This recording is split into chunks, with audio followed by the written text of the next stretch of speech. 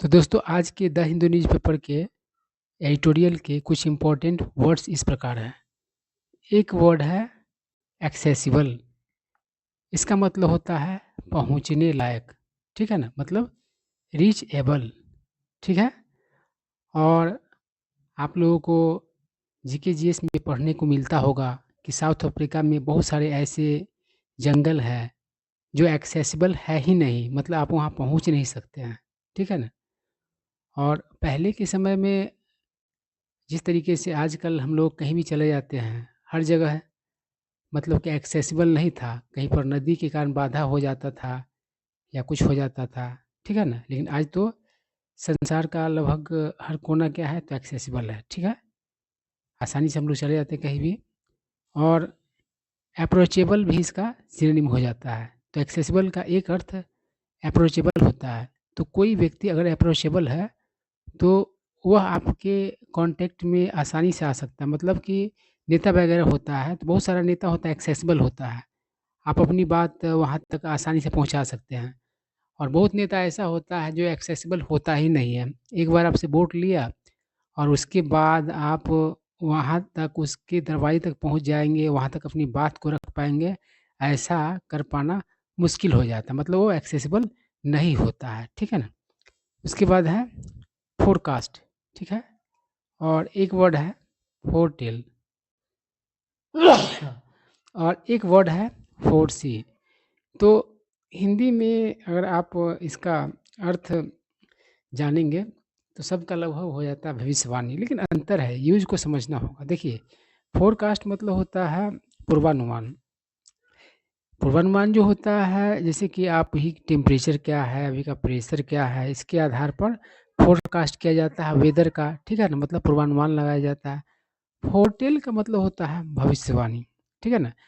तो गौतम बुद्ध के बारे में बचपन में ही क्या कर दिया गया था, सिद्धार्थ उनका बचपन में नाम था, तो बचपन में ही मतलब कि उनका भविष्यवाणी कर दिया गया था कि वो या तो राजा बनेगा बहुत बड़ा या नहीं तो फिर क्या होगा, सन्यासी बन जाएगा, ठीक है ना? तो यही होता है फ़ोरटेल का अर्थ, ठीक है ना? तो भविष्यवाणी करना और पूर्वानुमान करना एक अलग चीज़ होता है। उसके बाद है फ़ोरसी। फ़ोरसी का मतलब होता है आप गेस कर सकते हैं इसको, यानी कि जो चीज़ होने वाला हो उसको समझ जाना। जैसे कि आप कोई बिज़नेस करना शुरू करते हैं तो आप फ़ोरसी कर लेते हैं कि इसमें क्या-क्या समस्या आ सकता है, ठीक है? तो अलग-अलग सेंस है सबका। उसके बाद हो गया आपका अनवेल। अनवेल का मतलब होता है अ, अनकवर करना, है ना? उस मतलब किसी चीज़ से कवर हटाना, ठीक है ना? इसका सिनोनिम हो जाएगा अनकवर। और रिवील मतलब खुलासा करना, ये भी इसका सिनोनिम हो जाएगा। उसके बाद है आउटराइट। आउटराइट का मतलब होता है पूरी तरीके से, है ना? पूरा का पूरा। जैसे कोई बात बोलता है कोई तो कहता है कि ये जो बात है पूरी तरह से क्या है, गलत है। तो आउटराइट क्या है, रॉन्ग है वो चीज़। तो इसके लिए आप सिनोनिम यूज़ कर सकते हैं कंप्लीटली या फिर एंटायरली, ठीक है? उसके बाद है रीइन्फोर्स। रीइन्फोर्स का मतलब होता है मजबूत बनाना, मतलब स्ट्रेंथन इसका क्या हो जाएगा, समानार्थी शब्द हो जाएगा। या फिर फोर्टिफाई करना भी इसका समानार्थी शब्द हो जाएगा। अगला वर्ड है डिलिमिटेशन। इसका मतलब होता है परिसीमन, सीमांकन।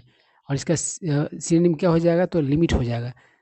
तो देखिए, कोई विधानसभा क्षेत्र हो, है ना? या फिर कोई लोकसभा क्षेत्र हो, तो उसका समय-समय पर डिलिमिटेशन किया जाता है ना?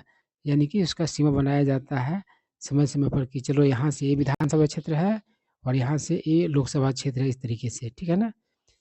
तो अगला वर्ड है फॉरवर्ड, है ना? इसका एक स्पेलिंग इस तरीके का भी होता है, बिना ओ वाला, ठीक है ना? तो फॉरवर्ड का मतलब होता है जोश, है ना? और इसके लिए आप सिनोनिम प्रयोग कर सकते हैं एंथुसियाज़्म का, ठीक है? उसके बाद हो गया आपका ब्लैटेंटली। इसका मतलब होता है खुल्लम-खुल्ला।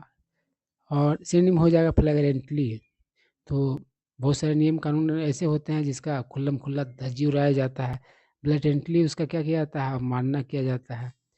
उसके बाद हो गया आपका अनएम्बिगुअस, मतलब स्पष्ट, सुस्पष्ट। सिनोनिम हो जाएगा अनइक्विवोकल। उसके बाद हो गया मिसमैच, मतलब बेमेल। और इसका सिनोनिम हो जाएगा इनकंसिस्टेंसी, ठीक है ना? तो कोई आदमी बोलता कुछ और है, कहता कुछ और है और करता कुछ और है, तो उसकी बातों में मिसमैच हो जाता है ना? सारी चीज़ों में मिसमैच हो जाता है, इनकंसिस्टेंसी हो जाता है, ठीक है ना? तो ये चीज़ हो गया, मतलब बेमेल आप कह सकते हैं, बहुत सारे सेंस में इसका यूज़ कर सकते हैं, ठीक है ना? जैसे किसी का सिग्नेचर ही है, तो मिसमैच कभी कर जाता है, मतलब कि 2 तरह का हो जाता है, इनकंसिस्टेंसी उसमें पाया जाता है, ठीक है ना? मिसमैच कर जाता है। उसके बाद हो गया रैटल, इसके भी बहुत सारे अर्थ हैं और यहाँ पर रैटल का एक अर्थ होता है ये अनर्व करने का मतलब होता है किसी को, मतलब कि घबरा देना या फिर आप कह सकते हैं परेशान कर देना, ठीक है ना? यही होता है इसका अर्थ।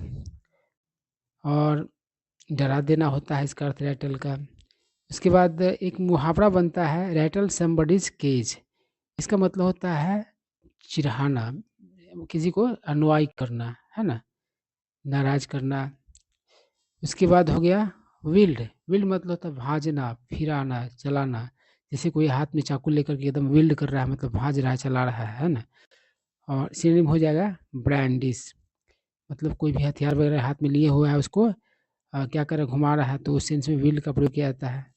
उसके बाद है प्रॉक्सी, तो प्रॉक्सी जो होता है दूसरे के बदले में जो होता है काम करने वाला व्यक्ति, उसको प्रॉक्सी कहा जाता है। आप देखते हैं ना, अटेंडेंस बनवाने के लिए स्कूल्स में बच्चे क्या करते हैं, अपने क्लासमेट का अटेंडेंस बनाते रहते हैं, वो प्रेजेंट नहीं रहता उसका क्लासमेट और यस सर प्रेजेंट सर करके हाजिरी उसका बना देता रहता है, तो उसका प्रॉक्सी हो गया, ठीक है ना?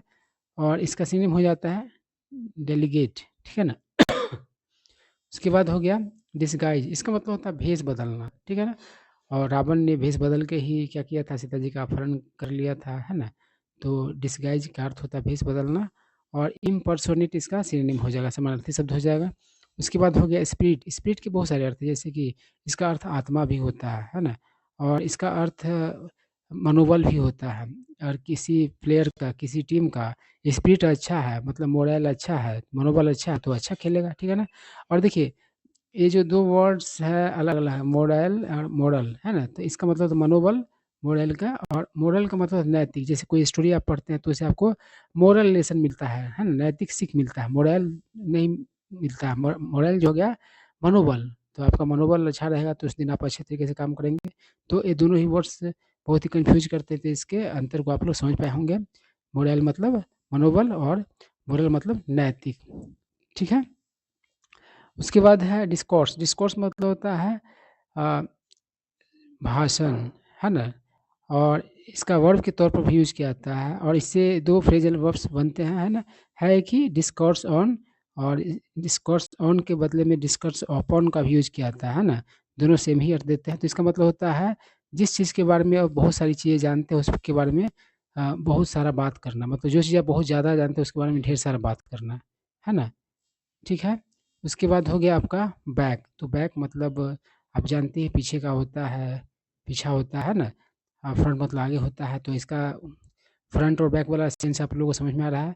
ये बैक का एक अर्थ मतलब स्पॉन्सर करना भी होता है, मतलब कि कोई कार्यक्रम है तो उसको कोई कंपनी बैक करती है तो उसका स्पॉन्सर करती, मतलब उसका खर्चा उठाती है, ठीक है ना?